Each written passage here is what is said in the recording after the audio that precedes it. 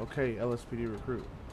Today I'm going to be showing you how to do a 1011 traffic stop, how to identify plates on a car, and how to use your radar. Okay. First and foremost, I'll show you how to identify plates on a car. Now, the first way to do it is physically looking at it.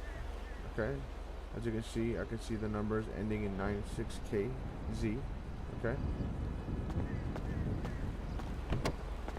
Now, if I go into my pockets in the car, I can access the glove box. And you can see it's also titled the last four 96KZ. The third and the most useful way is using your radar. So you flex your F6 muscle, and you can see that I have brought up my radar. Now, if I hit Control C, I can actually control where I move my radar, and I can type in numbers for the radar. So if I wanted to catch somebody going over a certain speed limit, I can just set my radar, say at 44 miles per hour. Somebody passes my radar on myself going over 44, my radar will start beeping. Okay. Now, you can see that you have a rear and a front radar, and you can also see the front and the rear plate. So that means that if somebody's in front of you, you can do your radar using the front of your vehicle, and you can see the plates in front of you, or you can see the plates behind you and use the radar behind you. So that's all it is. Okay. Now you know how to use your radar and how to identify the plates. Now we're going to go ahead and approach a 1011 traffic stop. At this time, we're going to show you how to do the actual 1011. So when we call out the call to dispatch, we have to make sure the location of the vehicle, description of the vehicle, number of occupants, and if we need 1032, which is backup. Okay? So we're going to go ahead and start it.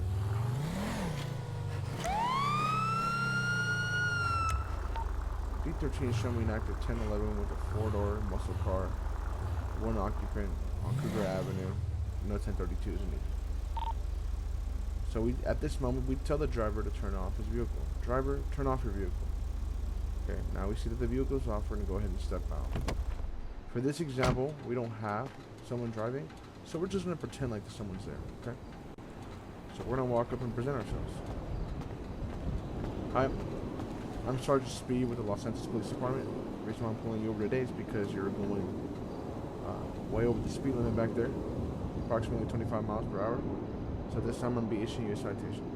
Can I have your license and registration, please? Usually they'll give you their license. If they don't have their license, go ahead and just use your fingerprint scanner, and you'll get their CID. Okay? And make sure you let them know before you use it. Okay? If they don't have their license, just to be able to identify them and stuff like that, you want to make sure they know. Obviously, there's no one here, so I'm going to go ahead and pretend like the driver is Tito Speed, okay? Which is myself. Now, we're going to go ahead and run the plates first. Now, we can just use the last 4 of the plates, and that'll be enough. So, 53TZ. So, we'll go into our MDT, head to DMV, look up 53TZ. See that the owner is Tito Speed. Okay, so there's 2 53TZs, so just look at the first 4 as well, 0CL0, and we can see that this is the right vehicle. Okay, now that we see that this is the right vehicle, and we know that it's not stolen or impounded or has a BOLO or code 5, that's felony stop, we'll go ahead and start writing the report. So we'll go to incidents, we'll create a new incident. Okay, go to criminals involved, so you would type in the name of the driver. In this instance, it's Tito Speed for this example. Okay, go to modify charges, go all the way down to where you see offenses involving the operation of a vehicle. Okay, we'll hit them with 2nd degree speeding. And if you have trouble identifying what the charge may be, you can just hover your mouse over it, and right here it says speeding of 15 minutes over the limit, 35, and for 1st degree 50. So we'll go ahead and we can see all the recommended fines, 1,000 for 2nd degree speeding. And we'll go ahead and issue on that.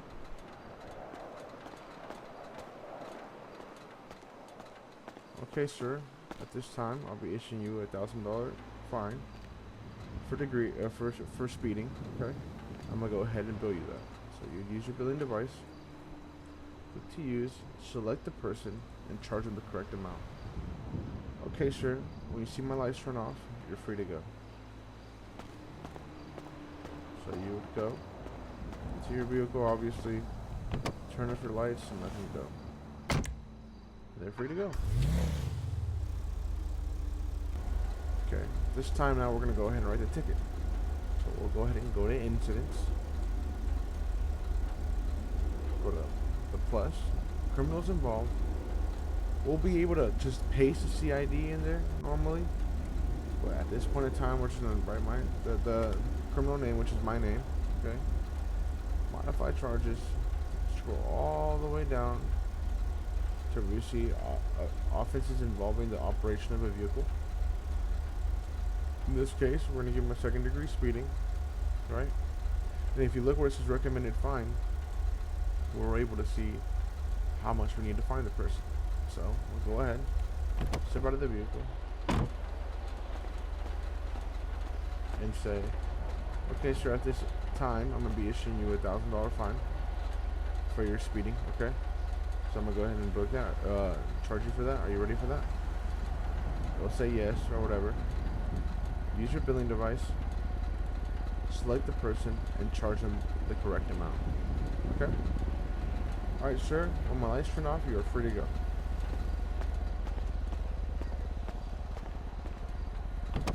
So at this time, turn off your lights, let them go.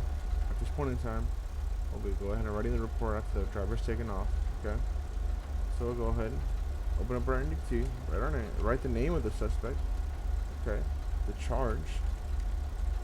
Sorry.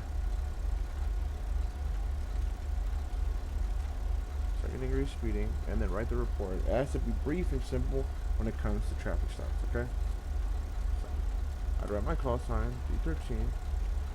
Was patrolling when a vehicle sped by going over city speeds. I conducted a 1011 issued and sent him on his way. So instead of saying him, you would say issued Tito Speed, because that's the suspect's name. Okay, and that's it. Save that, take a screenshot of that, and put it in the emails. Okay, under traffic tickets, and that's how you conduct a 1011. Okay, and that is how to properly conduct a 1011 traffic stop, identify license plates, and use your radar. Now, if you have any questions or concerns on how to do this, please reach out to your FTO. Thank you.